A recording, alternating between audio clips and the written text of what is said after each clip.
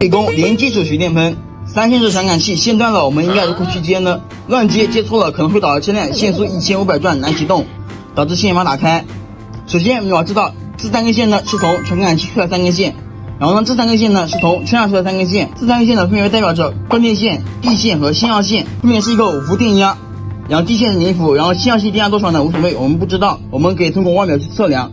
然后呢打开我们望远表，然后呢黑表为打铁，红表笔呢去测量它电压。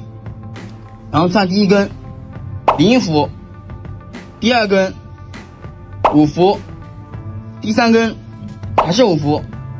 好，2个5伏电压，那我们怎么判断哪个是供电线，哪个是信号线呢？你要记住，供电线是有功率的，信号线是没有功率的。我们可以通过我们的示灯来测量，5瓦示灯。